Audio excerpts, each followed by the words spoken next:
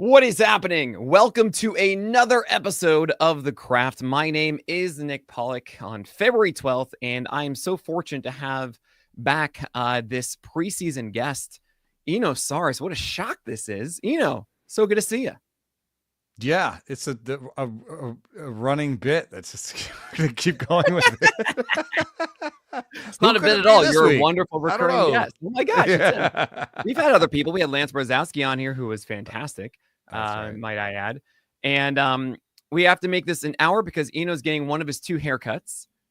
So we're looking forward to that. I don't know which one it's going to be. We're going to find out. The other haircut was the long, like Kenny G thing. So I don't think that I guess I could get extensions and come back. You could. Like, hey guys, you could. It's young Eno again. I have one guy that it's like a $28 haircut. I go there. His name is Aziz. We don't really say much. He sees me, smiles, puts the things on, and puts the whatever that thing is. And but at the end of it, is it like the razor against the comb type of haircut?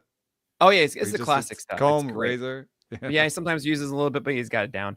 And at the end, the best part, I don't tell him this, is he always shows the mirror and he goes, "Movie star." I love him. Aziz, you're the best. So you don't talk a lot? No. Oh gosh. He doesn't speak a lot of English as well. Mine is like my therapist. No. I just honestly meditate during it. It's so great. But that's not what we're going to do today, guys. Hey, we're here for NL and AL Central sleepers. If you listened to our last episode, that was the AL NL East. Now we've got the Central. Moving on to these three different sections of divisions. Terrible stuff. It's fine. Eno, we're going to start with the AL Central. You had your top 150 starting pitchers actually come out today, and tell people a little bit more about that, because I'm going to segue into one of these teams and one of these players, which you'll see in a moment. But yeah, tell us about your rankings that came out today.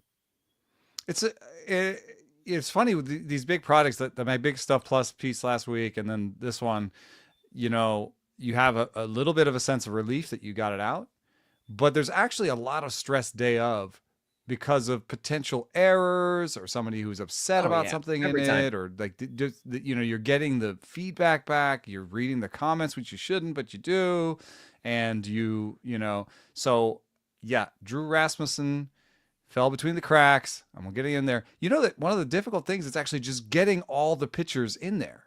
I know. Because you'll look at different depth charts, different projections. I'm putting together like 6 different data sets for this, because I use the BP Arsenal metrics. I used stuff. So every time you're pulling things from thing to thing, you think, oh, I'm going to catch it. There'll be an NA, and I'll be like, why? Right. What, And I reverse, where I like pull from one, and then I go back to the other one and pull back to see, oh, am I missing something? And I do this over and over again to try and not to catch everybody. And I still missed Alex Cobb and Drew Rasmussen. Don't tell Alex Cobb. You don't have to text him that one. It's all right. You'll be fine. He'll still be cool with me, hopefully. But Drew Rasmussen deserves to be in there somewhere. And Drew Rasmussen also represents the thing that's really the hardest about modern pitching rankings, is that, like, I think he'll be really good in maybe 90 innings. Well, right. And that's a really hard thing to manage, to know where to put him. Well, now I have him next to Kumar Rocker, who I was like, I think he'll be really good to me. in 90 innings. Yeah. I should do things more like you have tiers.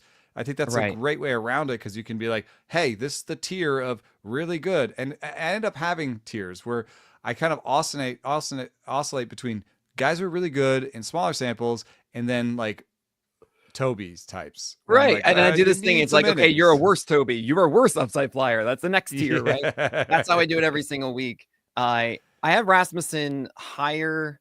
I have him aggressively because it's a 12-teamer. And if he's starting out of the gate, then great. Right. I think one of the traps I want to say about pitching rankings is about volume. And I know this is because there are different types of leagues and what volume means and what an innings projection means. For me personally, when it's a 12-teamer, well, I don't care so much about innings projections up to a certain point, right? I care about innings projections a bit in the first 20, 30 starters I go for. But then after that, when you're in a point of a draft like Drew Rasmussen, I'm not going to be drafting whoever I draft in that spot in my draft is not going to stick around on my team in all likelihood.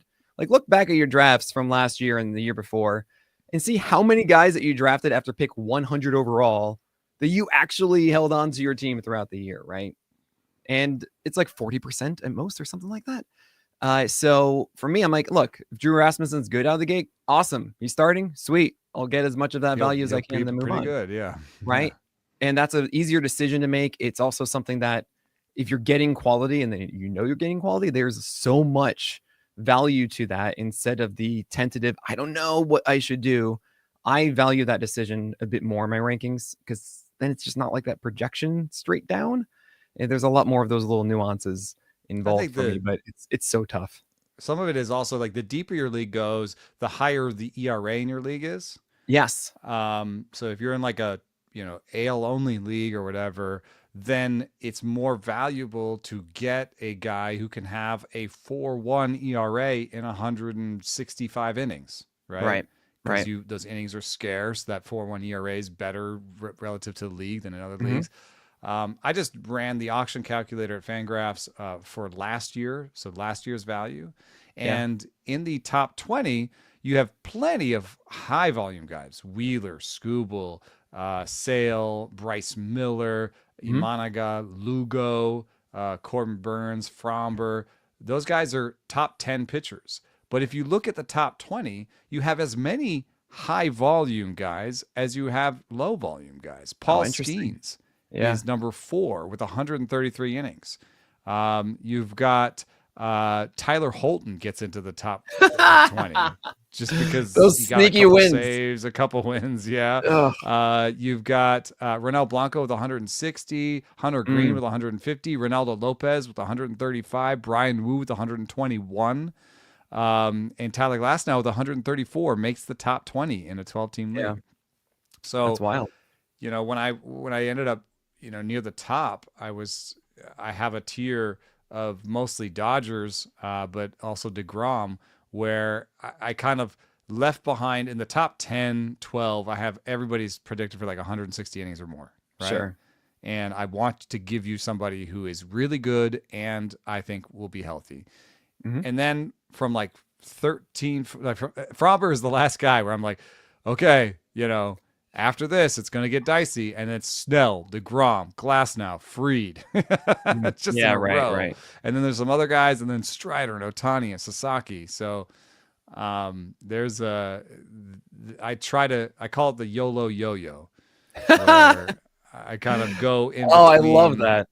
I go in between, wanting to go after that excellent stuff. And then also maybe having someone who maybe doesn't have the same upside, but is exciting and was going to give me warnings. Well, it wouldn't be a craft episode if we didn't tangent at all here.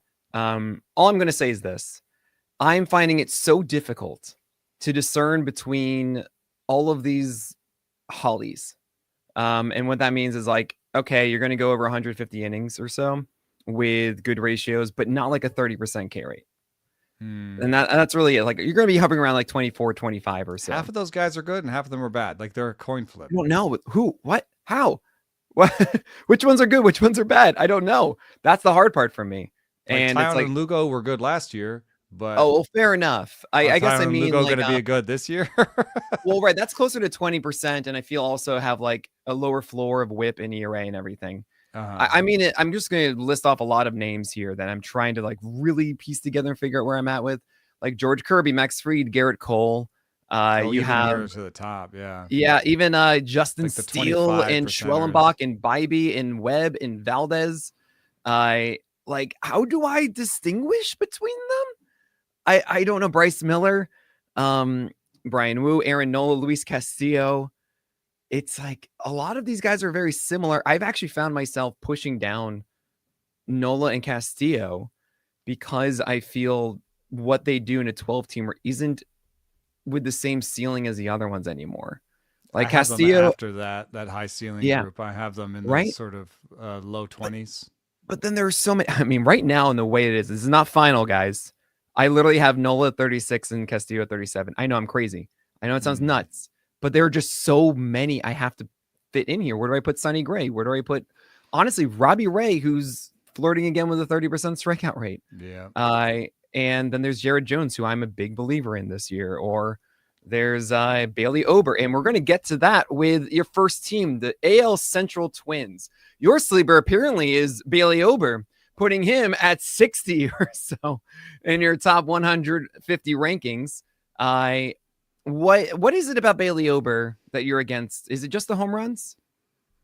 Yeah, I mean, I think it's a fact now. You know, All right. We've got 471 innings from Bailey Ober of a 1.4 home runs per nine. That's 75th percentile in a bad way. You know, Mm-hmm.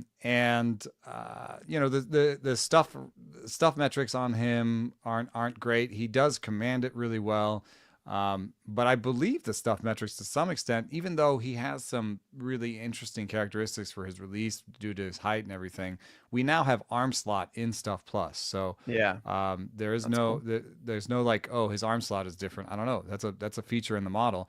He throws 91.7, and he might throw less hard next year because he threw 91.4 the year before. So he's kind of a 90 poo guy. And what happens at 90 poo is you give up homers. So I think it's excellent command, especially high in the zone. Good pitches, but not great pitches. And I think it's a high threes. Yeah, it could be a high threes for Bailey Ober. He'd had high threes last year, 398 was 343 and 321 the previous 2 years. The interesting element to me is the addition of the cutter coming in last year. And I think that really helped him. However, the four-seamer location dropped a lot. This used to be Bailey Ober Rizzi, as I would call him. If you guys remember, he was the high zone with the four seam and drop everything off it, right? Right. And so we're talking 75, 79% high location on that four-seamer for Ober in 22 and 23, 62% last year. Did you replace some of those with high cutters, I guess? That's a great question. Those cutters were 15% high lock. What? Oh, so he's using it more like a slider. Well, what's happening is that Ober pulled down his four-seamer a bit and a little too further than I would like him to. Maybe the cutter is actually impacting that a little bit. Cutter maybe had a 504 slugging last year, and the four seam had a 506. Right. So what I see here is a guy with an elite changeup. That changeup good against both righties and lefties. I think he can continue to throw it against righties. That has had a lot of success against them. And especially like last year, it was a 28% swing strike rate and 24% usage with a 73% strike rate. That's just insane how good that is for a righty changeup. And Bailey Ober, you get that four-seamer up a little bit 30%. More. No, 24% usage against righties. I would push that up, honestly, because just that effective of a pitch for him. I think also the four-seamer itself should return closer to that higher location that we saw in previous years. And this is the first year with the cutter. I have high hopes that a guy with a 7.3 extension, which is absolutely elite, is able to utilize that in a way to make four-seamers and cutters work inside the zone. It's not the same velocity to do that like Garrett Crochet, though I am optimistic on Ober. I mean, at the very least, the whip will be great. He doesn't walk many batters. He's generally a good hit suppressor. I don't know. I see that as a good strikeout guy with like a mid 3 ERA, good whip, good situation for Ober, also looking like a workhorse moving forward. But homers are homers, and boy, if I underrate him, it's maybe because of whip. And whip is a category, and it's not necessarily one that I have listed in my rankings when I'm looking at them. It's also a pretty safe bet to say, hey, a guy who throws low 90s is going to do worse. It's a much smaller margin for error. That's generally a smart thing to do. Yeah, fade the ones throwing low 90s. It's not all about velo. Yeah. When I was debating in my head, I was like, oh, this. And I was like 91. So, I mean, the velocity is higher, right? Because it is 7.3 extension, but still, and is also upstairs, so slower bat speed. But yeah, it's not fun. That is with sleeper. An actual sleeper for me. Yeah. On this one is Zebby Matthews. Oh, dang it! Yeah. How dare you? I just see him. He has like the widest arsenal of good pitches. I think of the group that Simeon Woods Richardson, David Festa, You know, kind of the back end of, you know, Chris Paddock, the back end of this, you know, Chris Paddock is he's kind of a small arsenal guy. David Festa's a small arsenal guy. And I don't know that he has the stuff to be great with a small arsenal. Simeon Woods Richardson is really weird, low velo, strange shapes. Maybe he can get there being unique. But Zebby Matthews is a little bit more conventional in that, you know, throws 95, has 5 pitches that he throws pretty regularly. The slider and the curve are the best pitches, but like, you know, a 96 stuff plus fastball is still pretty good. The cutter looks pretty good. And I think he can differentiate. We talked about this on the craft last year, that sometimes it seems like the cutter and slider morph together a little bit. Yeah. And he is a 3 breaking ball guy, which is a little bit scary sometimes, because I always think of Shane Green as like the guy who used to have 3 breaking balls, but did he have 3? It's like if you have 3 quarterbacks on your team, do you have any? So, yeah, right, you know, sometimes you get to a point where you have too many. But Max Scherzer is the king of having like 4 or 5 breaking balls and like having the touch to do each of them. Yeah. And that's actually been a real big part of why Max Scherzer had this career. So when I see a guy who I think can separate 3 different breaking balls and has a good enough fastball and has demonstrated good strikeout rates in the majors and minors, had a 3.78 Sierra last year. I know it's a bad ERA, but that was 37 innings. I think ERA is the worst thing you can look at. And the other worst thing you can look at is home run rate in 37 innings. So he did worse in the things that matter the least. You know? So yeah, I remember way back when Alex Fast did an article for FTN about just kind of stickiness of stats year to year, and it's just always stuck with me. The least sticky, the most the most fluid stat is home run rate. Yep. And home run fly ball. So seeing a that's second why Stuff Plus matters so much. In this revamp, we found that Stuff Plus actually predicts non-normal home run and BABIPs better. Oh, nice. Oh, that makes a lot of sense. Yeah. I remember talking about stuff being more about the contact, less than the whiffs. So if you're a stuffist, then you should have better contact allowed than those who don't. And what I liked when I saw Zebby Matthews initially was he seemed like a refined pitcher, someone with a good array of that fastball 95, as you mentioned, 16 inches of vert, nothing really special in extension or attack angle, but that's a good foundation and see what the other stuff is. Slider has a lot of whip potential, wasn't so consistent with it, tugged it a lot against right-handers last year for just a 61% strike rate, but it was a 25% swing strike rate. That's really cool. And the cutter has a 10-inch vertical difference than the slider. So I do think that's enough at the 3 mile per hour difference. It's 2 inches of horizontal. So I think that's a good distinction between them. You can use the cutter as your strike pitch, which you did about 70% strike rate last year. And then against lefties, you do see that changeup and curve show up a little bit. I mean, combined, it's about 20% usage. Not consistent pitches for him. Sub 50% strike, actually just 40% on the curve against lefties. And then that's for the changeup rather. And the curveball was about 6% strike rate, low swing strike, low called strike, which is kind of strange. Normally you just see a curveball at that usage be like, hey, it's 0-0, get me in the zone. And it wasn't that want effective. him to use that pitch more. And maybe it's a lack of feel that he is not doing it, you know? Yeah. If he's not getting called strikes on, it means he can't put it in the zone. And that's something I struggle with my son is like, you know, your curveball looks good and the movement is good, but you need to be able to throw like 6 out of 10 in the zone. And you're more at like 3 or 4 out of 10. And that can be useful when you're at 0-2, but like you need to have them swinging in order to get that to use. If you can put it in the zone, you can create swings by putting it in the zone. And that's so, but if Zebby can do that, the curve is the most different. You know, we're talking about the cutter and slider being kind of close to each other in velo and movement. The curve is very different from the rest of his package. And if he has an 80-mile-an-hour curveball he can put in the zone, now he starts getting called strikes. Now he starts getting swings when he wants them and swings and non-swings when he doesn't. You know what I mean? Like he starts playing. That's a really good call. So it's I 82 even, 81, 82, which is cool. I think you were mentioning that once you see curves over 80, that's like, that's what you should sliders really over 85. Those are the magic numbers. And his sliders 87 and his curves 82.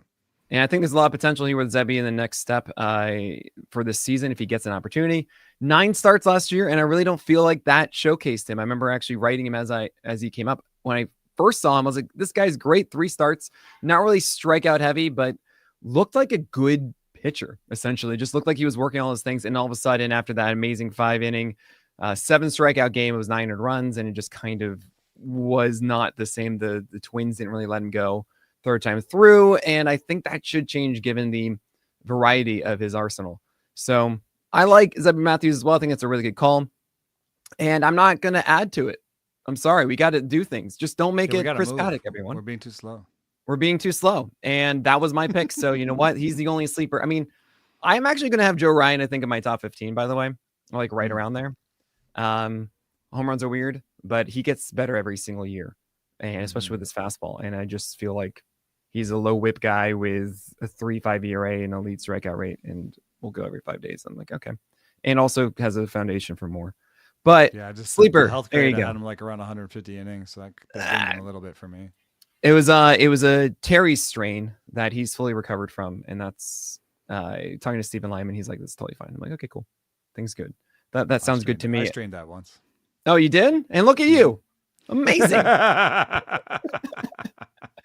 We're going to go now to the White Sox. Yes, we're going to talk about them. Is there a guy that you have circled on the White Sox, despite the low win chance here? The caveat is maybe not in 10-team leagues at all, and definitely, definitely not in 10-team leagues. Probably not in 12-team leagues, but in 15 teams, I like 2 names. I like Davis Martin and Sean Burke. Yeah, that second one, absolutely. Davis Martin throws the Hayden Burnsong kick change, has 2 good breaking balls. You know, it's a developing arsenal, and he's got every chance he wants in the world. He's going to stick in that rotation. I think Sean Burke will too. Sean Burke has the better fastball of the 2, but the poorer secondary stuff. So if you like betting on fastball, Sean Burke is your guy. It's 95 with good shape.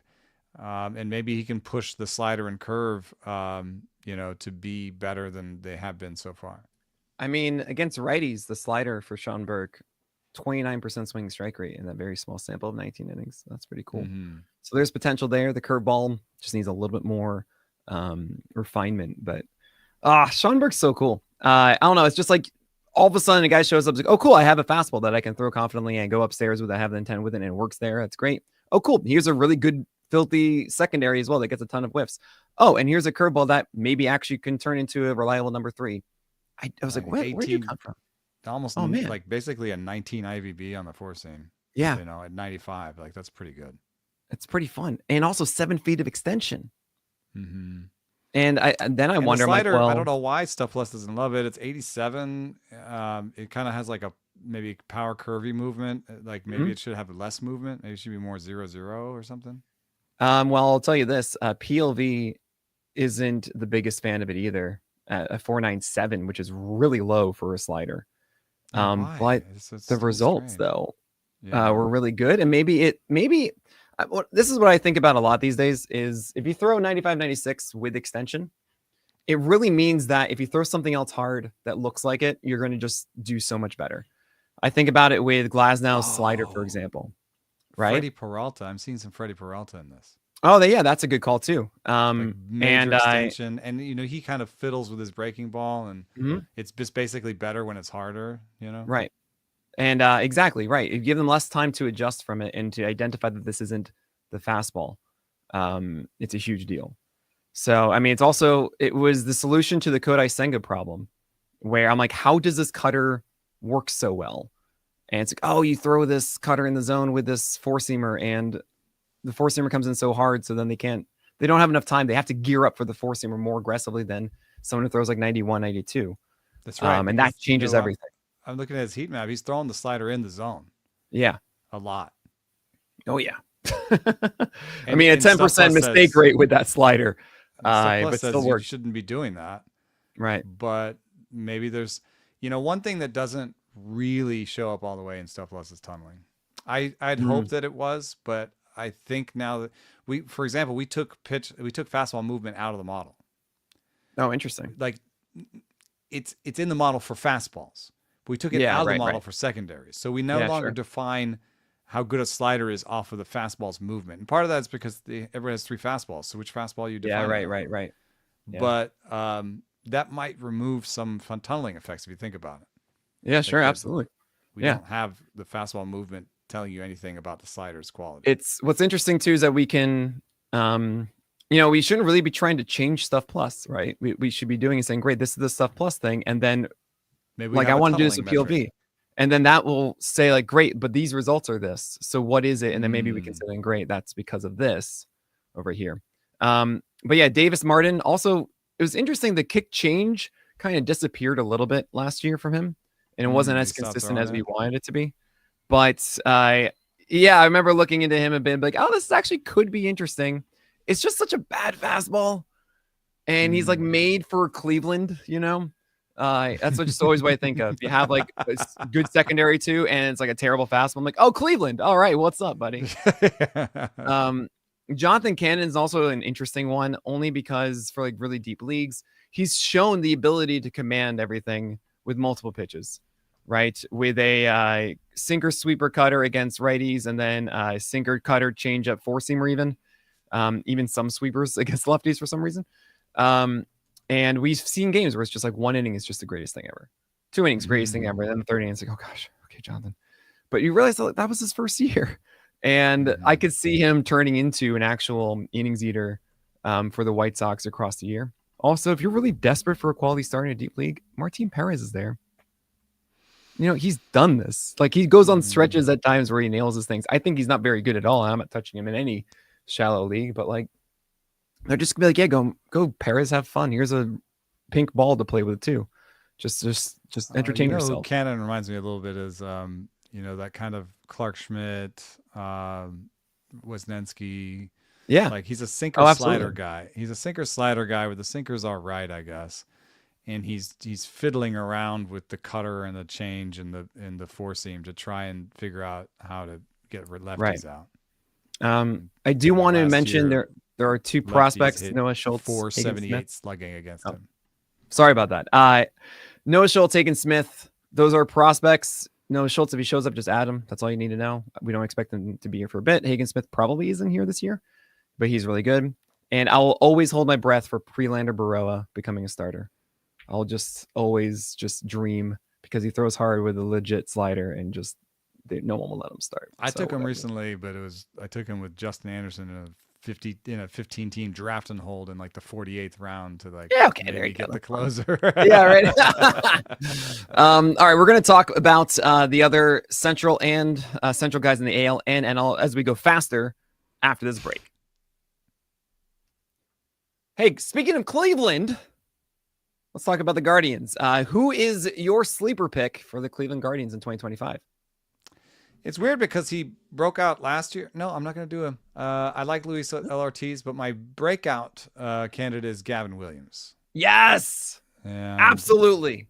What you saw from him, and it's again, I hate to be so basic, but he started at 96, and the very last few outings weren't super hopeful, but he generally over the course of the season ended closer to 97 on the radar gun with his fastball.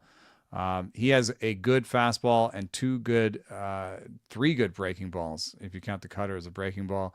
His command is decent. Velo's there. Results in the minors are there. K-minus BB in the majors is pretty good.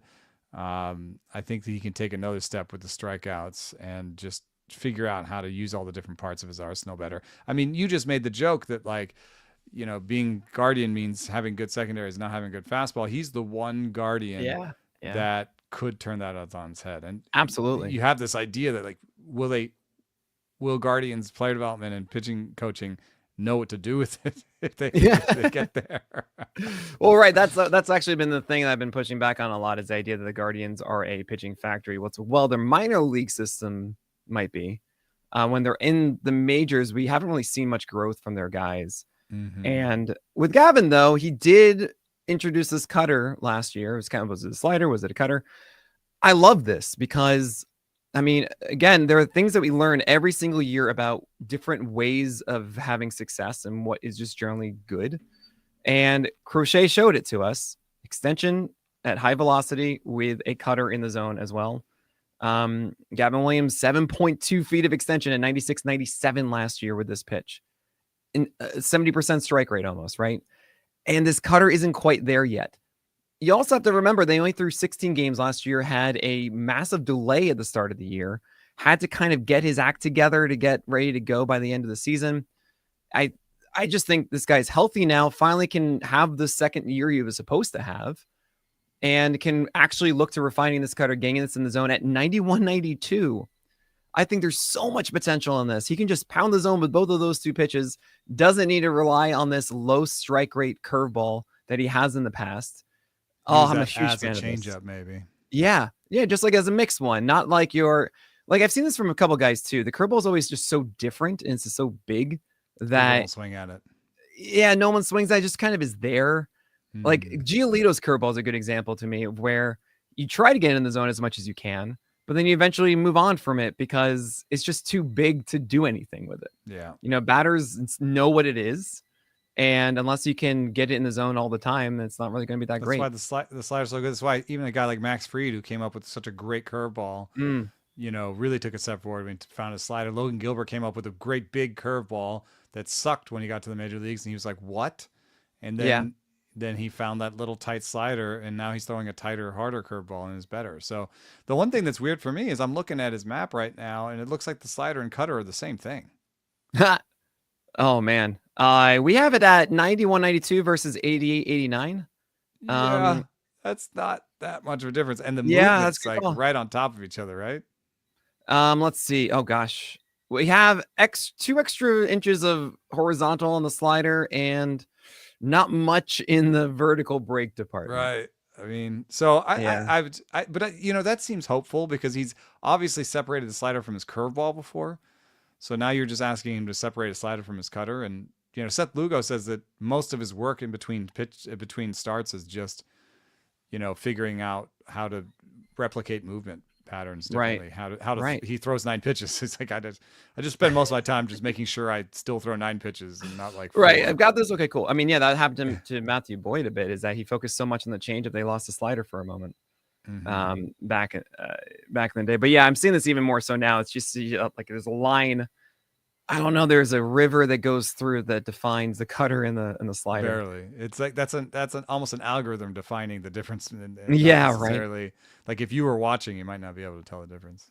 But I mean, whatever that pitch is, if it's coming in at 90-91, which is what I want, I care more about the velocity of this rather than the extra movement. That works completely if he's able to throw a this little bit better if there's 2 different ones. But I do like. I just need one of them. I just need one of them. You think one? Just one. Garrett Crochet only needs one. Yeah, well, Garrett Crochet started throwing some other pitches later in the season. The 2-seamer, but they kind of abandoned the slower slider that he had at the beginning of the year for that cutter after having that brief adversity for a couple starts, 3 starts after his first 3 generally amazing pitchers are better when they throw more pitches. I'm with you there. I'm just saying, look, give me one of them and I'm sold. Okay? Just one that's really good. I'm mostly sold. That's all I want. He's not costing that much. And I think he's in that place in drafts right now where he's a little bit like what you're talking about. Will he end up in the end of the season? I don't know. If he's good, yes. If he's not, no. And he's kind of in that little coin flippy kind of part of the rankings where you kind of want to just maybe get the guy with upside. And if he does figure it out, it could be pretty special. And yeah, Gavin Williams, I really think is that kind of guy. Also, remember, is the deepest pool I've seen of starting pitchers in any year that I've ever done this, which means I'm more willing to take chances on those ceiling guys because I feel more confident that I'll find something on the wire. Joey Cantillo is the one I'm just going to circle a little bit. And I didn't think I would like this guy at all because he throws 92 with a 61% strike rate on that fastball. But guess what? There's going to be there's a theme. He's a lefty with a changeup that's legit at 7.5 feet of extension. That's he needs to throw more strikes with this changeup. It's a little inconsistent at the moment. A 57% overall strike rate is not what you want to see. Sub 60% against righties barely. Poor walk rates in the minors too, so you might have back command. That is absolutely the thing to look out for. Against the lefties, he still threw it 15% of the time for a 43% strike rate. Oh boy, you can't do that with your changeup, buddy. But the slider is incredible against lefties. I mean, that's what you want to see, is a lefty that can take down lefties with a slider. And I mean, it's debatable if it's a slide, 83 miles per hour, 82, but 77% strike rate with a 31% swing strike rate last year for Cantillo's slider against lefties. And I see it this way. This is Cleveland. You got the changeup against righties. You got the slider against the lefties. And with that kind of extension on your fastball, I hope that he can figure out a way to manipulate a sinker, four-seamer cutter, whatever it is, just getting strikes before the changeup and the slider to relative batters. That actually seems like a plausible path for Cantillo over time. Is it going to happen right out of the gate? I don't know. I don't even know if he's going to make that rotation because they have enough options at the moment in Cleveland. But Cantillo is certainly someone that when he gets his opportunities, I'm going to be watching closely to see if he's taken any sort of step forward to mask that four-seamer. Yeah, I like Saccone, but he has an option left, so he's going to end up in the minors. Next year, he will have no options and will have to be in the major leagues, and he is totally a Guardians pitcher. Not a great fastball, 3 pretty good secondaries with great command. That's the archetype that I see. There you go. Now we're going to go to the Royals, and of course, we both love Cole Reagans, and which is amazing because he's amazing. I actually thought I was going to be low on him, and I have him like 8. Okay. Do you know that no pitcher in baseball lost more velocity on their fastball from the first to second halves than Cole Reagans? No surprise to me there. Did not stop his effectiveness, fortunately. And I actually talked to him about it. I was like, all right, is this your arm? He goes, actually, it's my lower half. I feel like mechanically I'm not as synced with it as I used to be, which I personally take as fatigue for his first full year. Fatigue comes in different ways. Sometimes hard, if it is mechanical, it's sometimes hard to affect that during the season because you just... Right. You have, guys right now, some of them are throwing 10 to 12 pitches in the bullpen. Yeah. How much mechanical changes are you going to do in 12 pitches? Exactly. Starts? And the fact that he's still doing really well with that lower velocity at 94 with elite horizontal movement on that fastball, one of the better left-handed changeups in the game. And I've got him. It's so good. I love him. But who is the Royals sleeper? And it can't be Chris Bubich because that's mine. I don't even like Chris Bubich, so. Oh, well, cool, great. I don't have I don't have one on this team. You don't have a single sleeper on the Royals. I mean, you could argue with Seth Lugo because he's going later than his season went, right? I mean, he's going pretty late, but I've settled in with Lugo as like a back end top 60 type pitcher. I'm 65 right now. I don't know. He's that's about right. He's part of the yo-yo. You can if you YOLO'd too hard, you can yo-yo with him. Okay. With Bubich, for example, is he going to start?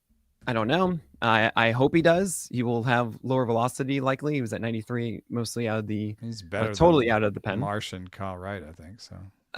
Yeah, and so you'll see probably like 91, 92 like he used to have. But he's someone with good fastball metrics across the board, good vert, good flat angle, good extension. With a 5.44 PLV last year on that four-seamer. And then you have this changeup that's been developing for a long time. Now it has an 18% overall swing strike rate. There's things to like there. If it's a lefty with a good fastball and a changeup, all right, that could actually work out. It's a good place to pitch too in Kansas City as well. I'm going to at least be paying attention to Chris Bubich. 12-teamer's not really excited about it, but I would say for your deeper leagues, you're trying to find someone who could be a sneaky impact play. Chris Bubich could be that. Yeah, I was negative, and I still am for the most part, but there is a little bit of an interesting kind of thing that you can watch out for. So in the first start, he's going to be still his reliever self, and he might even sit 94, 95 and touch 97 or whatever, or 96, and people might get breathless about that, but that'll be the first one, and he'll be still a reliever. So in the second one, he'll go 2 innings, 3 innings. So if he is into his 3 or 4 inning start and he's sitting 93 still, which is possible, because what he may end up doing is, and you saw this with Grant Holmes even, and some other pitchers, where they just take that, they went into relief, got a little velo bump, and then went back to starting and just kept it, and basically said, I know what it's like to throw this hard, and I'm just going to throw as hard as long as I can, and they'll take me out when the velo drops, right? Right. Yeah. And I got through 5 innings. Like I don't think he can give you 180 innings of sitting 93 plus, because right. Yeah, he never did that before. Yeah. But maybe he could give you 120 to 130 innings of 5 inning starts, where he's sitting 93 and he's just throwing as hard as he can for the 5 innings they give him. So if he does that and he sits 93, in that park, yeah, I could see it. So yeah, definitely pay attention to Bubic, especially in the spring too, just to see if the Royals are really going to push him in at number 5. It sounds like they're going to. Maybe they just sign Jose Quintana. Who's going to sign Jose Quintana? This is like the easiest. Like, oh, you need some innings. Sorry, just go get Jose Quintana. Whatever. It feels like a fit there with Kansas City. It wouldn't be expensive. But or the anything Angels like have used up all their spots on guys like that. Yeah, right. And then I would even argue that any team that would want to get Nick Pivetta should get Jordan Montgomery instead. It just doesn't make sense to me because then you don't lose a draft pick. It's probably cheaper to get Jordan Montgomery. Oh, I forgot about the draft pick. I mean, I'd rather have Pivetta as a pitcher, but like I think at this point more because if you get Jordan Montgomery, you can get them to swallow some of that cash. Right, absolutely. Let's say cut it in half or so, right? Yeah. So if it's like the question is Jordan Montgomery for $10 million and no draft pick, or Nick Pivetta for $20 million, because he's going to want to recoup that at least. Yeah, there's no way he's going underneath 20. He's not going to have his tail between his legs. Plus a draft pick. Now you're making the math a little harder for me. Exactly. So just something to think about, guys. But we're going to move now to the Tigers, and the Tigers. We have to have like a Rochambeau for who gets Jackson Jobe. No, he's not a sleeper. Yeah, he's not a sleeper at this point. So we can't do that. I mean, now, especially with Alex Cobb being delayed, it doesn't mean that Cobb isn't going to be ready in April or mid-April, which wouldn't really suggest Jackson Jobe, because I would imagine the Tigers want to bring him up and then keep him there. And if it's just like a 2-week thing, they could cater Montero it for a little bit. Right. And he's someone who could appear. And there's so many random guys on the Tigers that could just be starting. Brand Herter had this absurd sinker against lefties last year. It was like the lowest I've ever seen of an ICR. Well, Brisky was like starting / Yeah. Tyler Holton. I mean, they say he won't start, but we'll see. There's also Casey Mize. There's Matt Manning still exists. We'll see what happens there. Is there someone outside of Jobe that you have circled? Mize, he told me late in the season, we've talked about this a lot on this cast, and I don't need to rehash all of it, but maybe people forgot. He's a good fastball changeup guy that has pushed his slider to places where the metrics say it's all right. 96 stuff plus, average is like 105. So like it's okay. And he's throwing the slider harder and harder. By the end of the season, he's throwing at 89. And I think the stuff metrics are going to like that. If I look at his game log on Fangraphs and look at the stuff plus on the slider, by the end of the season, he was pushing hundreds with it in terms of 100 stuff plus. So the slider, if he just throws at 89, would give him 2 fastballs, a usable slider, and a good splitter, and maybe even a decent curveball. So the pieces are all there. He just admitted to me that he doesn't have good touch for good feel for spin. Right. And that is the difference between, making it and flaming out in this game these days. Like I am biased towards guys who have feel for spin and have good breaking balls, because I think you can 3 breaking ball your way out of any platoon splits much easier than it is for some guys who have good feel for changeups to develop good breaking balls. There's even Grayson Rodriguez, I'm a little worried that he's a changeup first guy and the breaking balls are never going to be good. He doesn't need it. He just needs a cutter. Everyone needs a cutter. You just need a cutter. But his cutter, when he threw it, got spanked. Well, he didn't really throw one. It was more of a slider curve. Yeah. I feel like this cutter you have to actually embrace it for it to be a real addition. Well, anyway, to your Mize thing. has the pieces theoretically. And so that's what I'm basing my idea on, is that sure, the pieces are all there, and just a tiny bit of improvement on the breaking balls, and he could actually just take off. I mean, you have to remember he's like a 1-1. Well, right. Absolutely. Here's something that's fun. Alex Cobb, you were going to be the SP3 out of the gate for the Tigers. That's what the expectation was. You have Tarek Skubal, you have Jack Flaherty. Okay. And this might be a benefit for Jackson Jobe and Casey Mize, but it's a negative for Reese Olson, who's been drafted around like 263, is what our lovely rolling chart. If you don't know this, PL Pro members have this rolling chart of NFBC trending ADP data. And so you can see like up and down, you can just look where it is. And we actually made it so you can do it by position now and remove relievers. So you've always been wanting to do that, it's there now. Just ignore Shohei Ohtani, okay? He just doesn't exist. But he's on round 263, which essentially is like your last 2 rounds in your 12 teamers. So for the cost of free, and what I generally do in mid-March is I really look back and go, okay, what are these rotations turning into? And who are the first opponents that they have? Because one of my sneaky strategies every year is, instead of targeting that SP4 or 5 that I like but is kind of free, I will instead target an SP1, 2, or 3 for that opening weekend, see how they do, and if I don't like them, I can pick up the SP4 or 5 before they've even started. Especially like if it's like Edward Cabrera, like Right. he's going to start Exactly. for the Marlins at home on the first 3 games. And if he just poops the bed, you might just be like, that was enough. Yep. And well, this is actually you what I walk did. 6 guys, I'm out. I did this exact thing for AJ Puck last year. Yeah. I had him on opening day. I hated it. I moved him for Jack Flaherty. Nice. Right. And like that is, you can do that game. So I was so excited about Reese Olson because the first 3 games are the Dodgers. It's not even at home. The 4th game of the Tigers is in Seattle. Oh. So Casey Mize might get that now. And now Reese the Olson's first 3 games are in the Dodgers LA now. Yeah. Oh God. Or maybe they're going to LA instead. I know they're facing the Dodgers, so it's just like, nope. So I was going to tell you it's Reese Olson. But now maybe you're more into Mines. I mean, I don't know if I'm into Mines necessarily, but I still have a little bit worry that there just isn't quite enough in the splitter and the slider. And the 4-seamer has to do too much, but I'm very ready to be wrong there. And maybe you want to take a chance on the stream against Seattle and start off the year. That might actually be pretty fun. We were talking a little bit about whether he could just try to Kevin Gausman it. Yeah.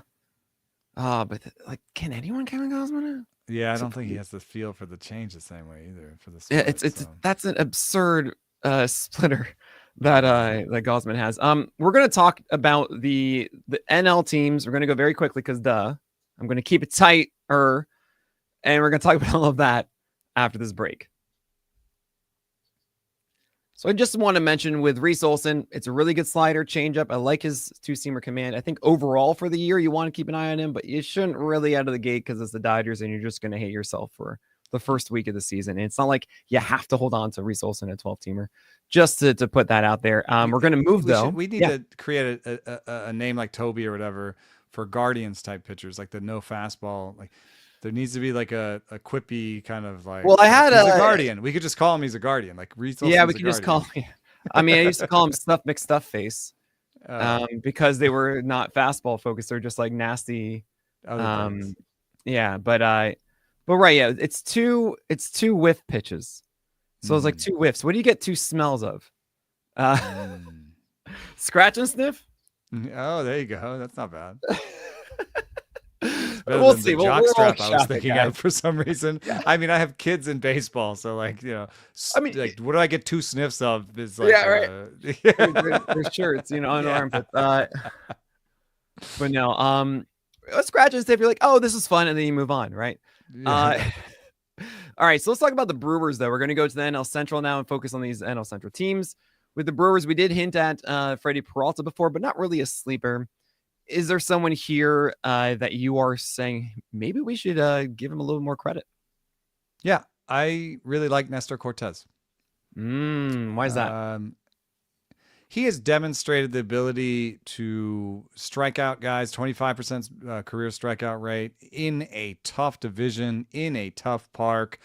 And, the velo's a little soft. At times it's been even sub 90 and so forth. But last year was 92. I know he had the arm issue, all these things that are negatives about him just make him cheaper. But he has a real good core of fastball, cutter, slider that, and with command that I think will actually maybe even thrive. I think he might do better than he did in the AL East.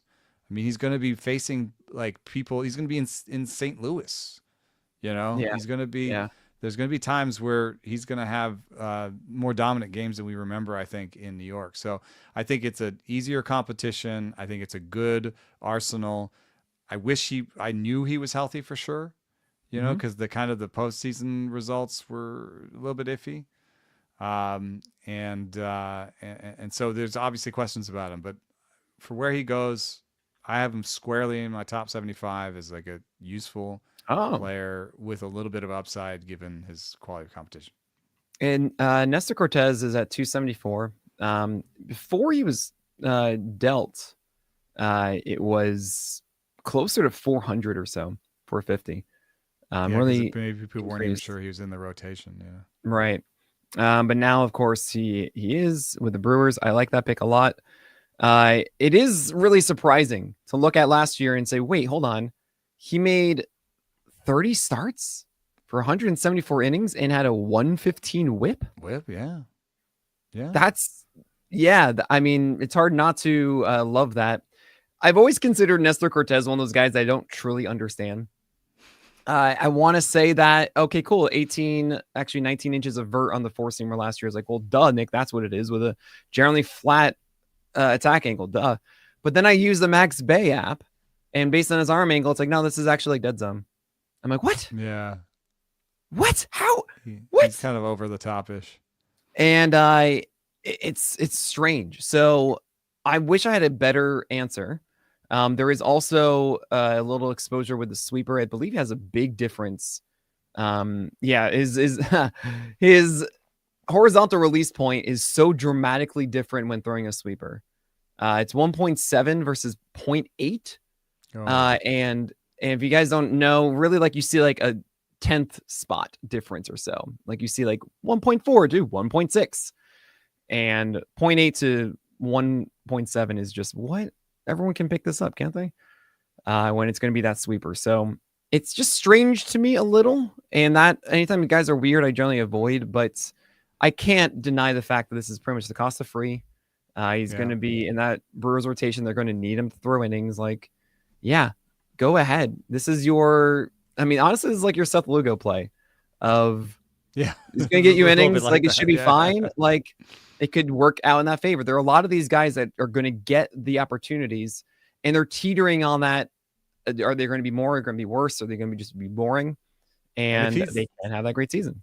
If he's the fifth starter or even the fourth starter for them, he misses at the Yankees and starts the season off at home against the Royals, which I'll take. I was just going to look that up, so I appreciate you so much for that. That was my inner Nick Pollack right there. Yeah, that was so good. That was, that's like, you gotta think about where you're gonna be. What's it gonna be? What's the actual season gonna bring you? When it comes to the Brewers, obviously we've talked about like Jacob Mizorowski at some point. What is he, the next Joe Boyle? What is this? He throws really hard and has a cutter that is walk rates. But he walks so many bags. Edward Cabrerian. Right. I am going to say the stupid thing right now. Maybe DL Hall has figured it out again. Okay. Maybe he's got to, he's going to get another chance at this. I'm not saying you should draft him. I'm just saying, remember that he exists. Sometimes guys go through things and they get, what? I see where I did this wrong. He's still young. I'd be interested to know what his spring velo was. I mean, at one point he was a 95 mile an hour, 96 mile an hour starter. Right. And then he became a 92 one. And I'm like, well, I'm out. Yeah. That was another one. It was AJ Puck and DL Hall I was in on. And I saw the first games and I just dropped them both. Yeah. And you have to be able to make those quick decisions with these late picks. Also, Tobias Myers deserves a little bit of credit. I think he's one of your pitch mix guys. Is this the year of the pitch mix? I'm fine with that, as long as it's not the year of the splitter. That's all There's some cool new metrics over at Baseball Prospectus that kind of look at how surprising you can be with your pitch types, how surprising you can be with your movement, and how much velocity spread you have. And Tobias Myers is really surprising with his pitch types. Like some of the surprise factor is like, do they look, it's tunneling, like do they look similar until the decision point? He also has a huge velocity spread. I just did something really stupid, which I don't even want to admit to the BP guys, but I just averaged all of their different ones. I don't know. Like, look, that's how CSW became a thing. All right, so like, yeah. And he's like top 50 in the average. Some guys who are similar to him are Jordan Montgomery, Grayson Rodriguez, and even Cole Reagans in terms of the spread they have in terms of how much they can surprise and velocity. So, and the one thing I'm so curious about is if he can harness that changeup. It's a beautiful looking changeup. It really is. And I feel like it would just, if he could just throw this for strikes and not a 46% strike rate. Wow. Stuff Plus is his best pitch. It's so good. And the thing is, he's young and he has this good arm action for it that would really just be deceptive against the four-seamer. And I don't know. I mean, yes, you're right. He's 26. He's not like 22 or so. I'm just thinking 11%. Yeah, like if that suggests that he could ramp that up a little bit. So I'm curious to see how that's utilized in the year ahead, if it gets any more consistent for Tobias Myers. Moving on to the Cubs. Who you got for the Cubs? I like Ben Brown, but it's it might be going to the bullpen, and yeah, he probably needs a third pitch, and he was hurt, and he's not in the top 5. I think maybe Matt Boyd just counts as a sleeper at this point, because that's mine. The models never really liked him, but when you have thrown 908 innings in the major leagues, the models mean a lot less. And if you look at him since 2019, he's consistently held a strikeout rate above 25%. And if he strikes out 24 to 25% of the batters he sees this year, he's going to have a mid-3s ERA. And another thing is, it's really hard for righties to hit homers in Wrigley. Yeah, just generally. That's his biggest weakness. And that's one of his biggest weaknesses. So, you could look at the projections and even say, whoa, what if his home run rates are, more like the 0.91 he showed last year and less like the, 1.5s he used to show.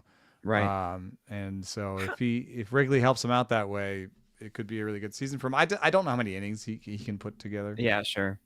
With Boyd, very quickly, how does he have a 0.91 in Cleveland? I don't know. It's because lefties were the ones benefiting from it. That's right. Of course, when righties, not as much in Cleveland for their home run, like Josh Naylor and everything barrage like that. Last year. Yeah. But Matthew Boyd loved that one. His worst thing is a fastball upstairs. He throws it upstairs, and it's not really like a good pitch. Yeah. Like 92.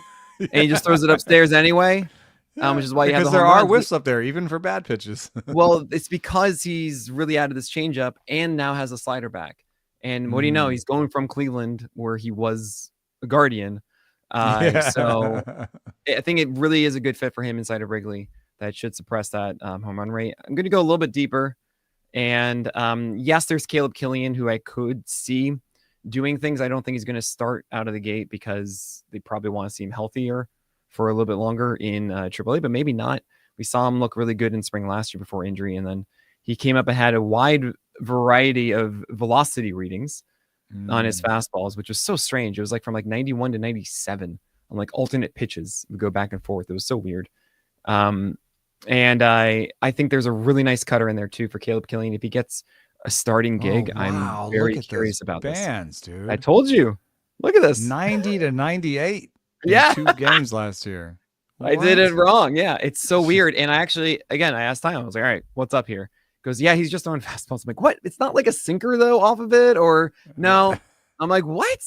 How is he acting like Tom Glavine or something? Like, jeez. It's very odd. I'm going to be looking out for that a ton in the spring for Caleb Killian. That's one of those ones where don't listen to what they say when they report he touched something. It's not going to be as valuable as what he sat. That's the worst word of this thing. Hit and touched. It's about sit, guys. Sitting. It's really useless. That's the one. I mean, if they touch something they've never touched before, I guess. Or if they touch something, sometimes they'll even breathlessly be, he touched 96, and you're like, yo, he sat 95 last year. That is not good. Right.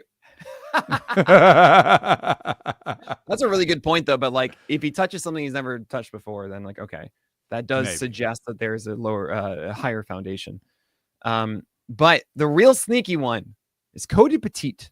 Okay, wow, because they don't have much depth. They just lost Javier Assad. It's Ben Brown, and if he doesn't have that third pitch, really, it should be a cutter. I know everyone needs to learn a cutter, but seriously, it's like the most effective strike pitch, save for learning a brand new slider. You don't really need to do too much to manipulate the ball from a four-seamer. If he doesn't have that, Ben Brown, should be in the pen. So Jordan Wicks exists, and maybe that becomes a thing again. I don't have too much faith in it. They're guys in the wings and for prospects. It's really just Caleb Killian at this point. Cade Horton's still recovering, and they have a couple others, but that's it. So Cody Petite is here, and Petite is your Will Warren type. He is your command multiple pitch thing that could work for them. He could actually go 5 innings, maybe 6 even, just get some outs for them. Like, this is your deep play. I saw him last year when he was pitching for the Yankees. A couple starts was fine. He was able to. He has enough talent here to make this work. It's not sexy, but your deeper leagues, you could find some innings from Cody Petite.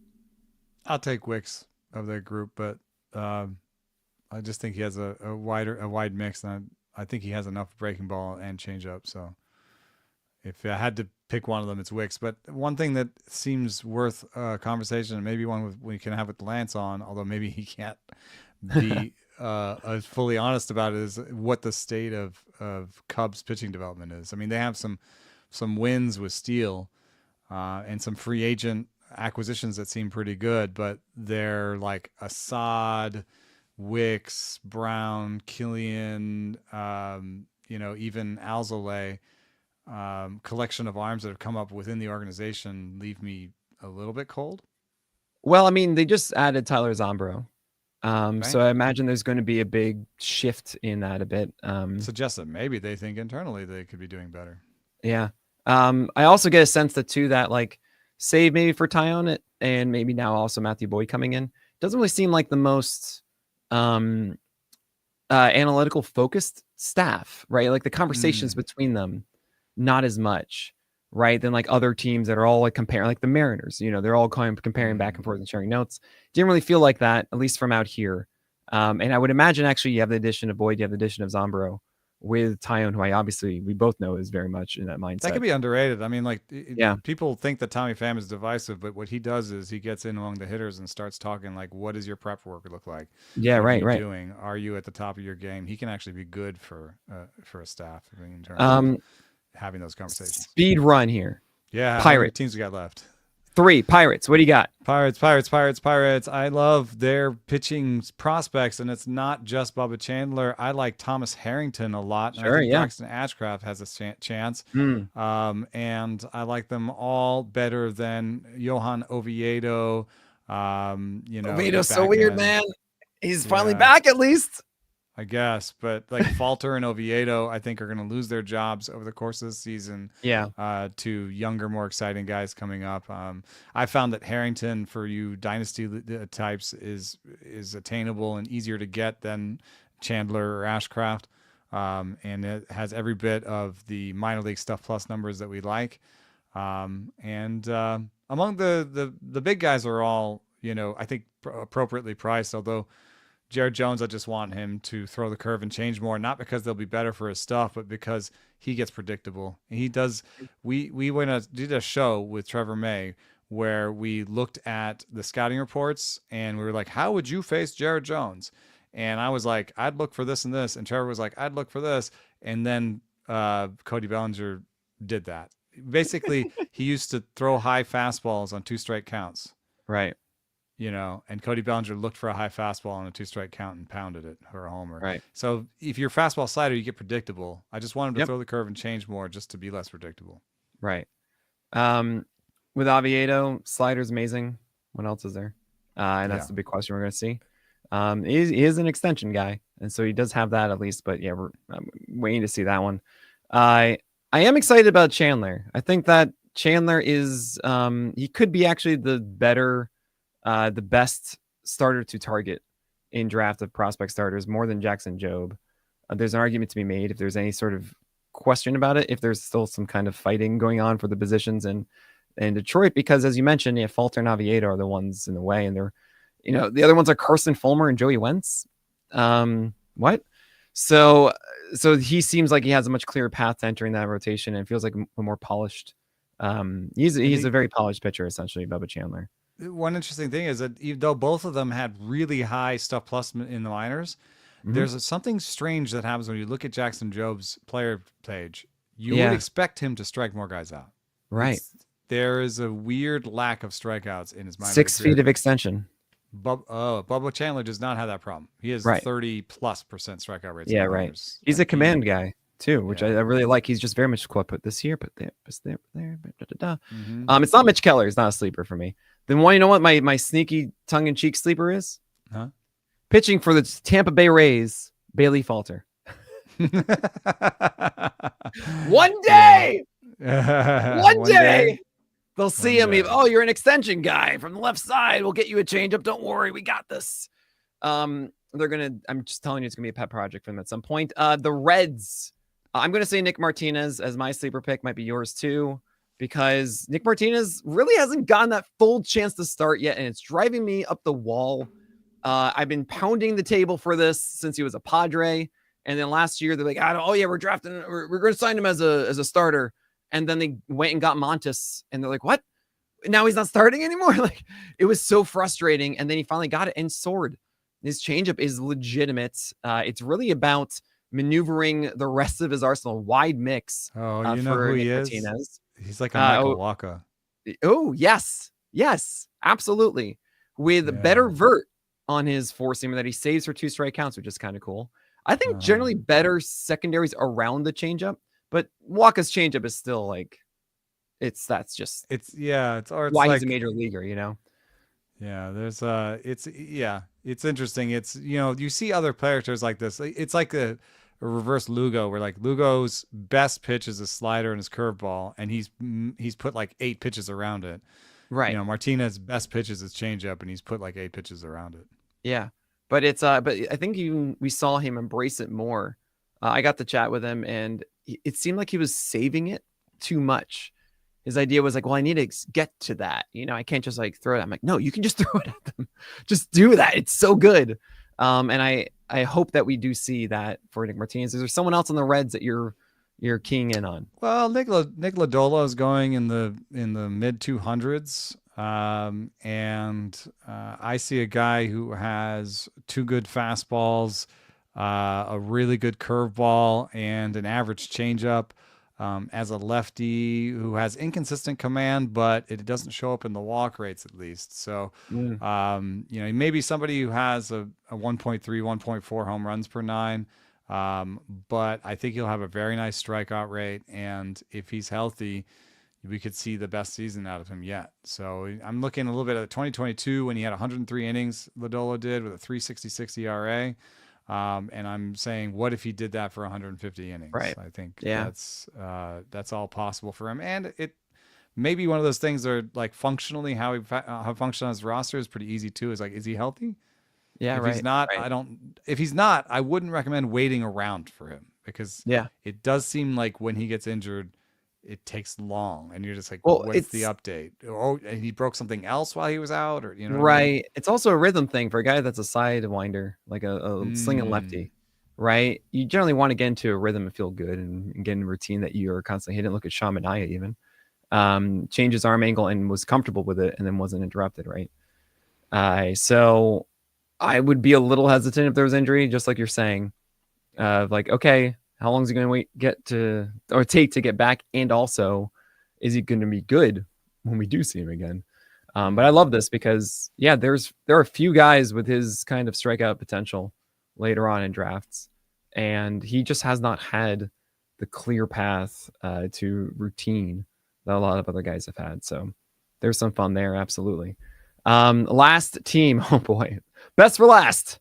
We got the Cardinals. I'll start here with Andre Payante. Turn the oof meter up. Oof. Yeah, Andre Payante, I think, is actually sneaky. You want to know my favorite stat about Andre? His four-seamer has more vertical drop than his sinker. Yeah. Because it's really a cutter, and they call it a four-seamer. But it's good. It's hard to hit, especially with lefties. It works well off his slider against righties. He's kind of like one of those discount before striking out guys, Drew Rasmussen, right?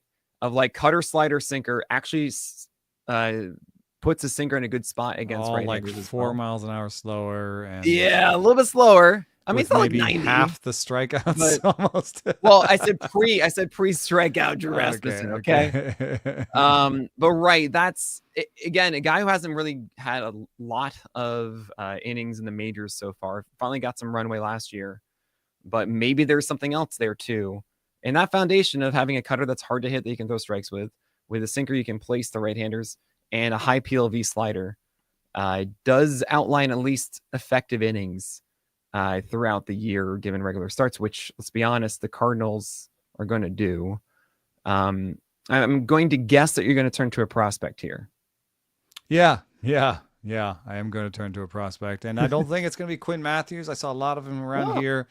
It's kind of like a traditional kind of Cardinals, like kind of whitish arsenal with command, and I don't think it necessarily has the stuff. The nice thing is he has innings like nobody's had innings. I mean, he threw so many. He threw 135 pitches in one game at Stanford, and it became part of the national parlance. So, you know, I do think he has durability, he has command, and he has a wide arsenal. But I just do not believe those 30% strikeout rates in the minors. And when he got to AAA, it went down to 28, and he really struggled. That might just be ABS, but I just don't believe those strikeout rates at all. And Tink Hence is my guy. Yeah, I think he took a real step forward last year. And if I believe one of theirs 30% strikeout, it's weird because Tink Hence did not have 30% strikeout rates all the way through the minors. And so, you know, a projection system would project him for fewer strikeouts than Quinn, but I would take Tink Hence's strikeout rate over Quinn Matthews in the major league. Yeah. Watching him on video, Tink Hence just looks so fun. When he gets that changeup working down properly, and it might be one of those cases of the shag rug where it's a young man's floor. Like, he's going to have volatility when it shows up, and it's going to be very frustrating because you guys see it and you go, oh man, I'm such a Tink Hence fan. But then it's like, well, the next game you went 5 or 4 innings with 4 earned runs and 3 walks. And you're like, okay, do I hold on to this? Do I not? You're trying to figure that out. But he's certainly a fun pitcher, especially when he's on. Love that pick. But that does the Central. All right. I tried to make it tight by the end. Okay. We could obviously. I just also generally don't trust Cardinals pitching development yet. I'm with you. Yeah. They're working on it. I mean, didn't they actively make Eric Fedde worse last year? Yeah. They told him to do things that made him worse. They throw more 4-seamers that were just bad. They're like, maybe he has one of the worst 4-seamers in the game. Yes, but hey, Sonny Gray's working out there, so all right, that works. Okay, Sonny Gray's his own man, dude. Yeah, that's very true. But anyway, Eno, thank you so much for joining me on this episode. Very nice of you to be the guest this week, and we're gonna do the West divisions next week. I will also have my top 400 out by next week. So what we'll do is we'll do that next podcast with sleepers, and we'll have break down our rankings. Yeah, we'll do it absolutely. Boom. But that is it for today. On behalf of Eno Sarris, my name is Nick Pollack, and we'll talk about the craft again next week.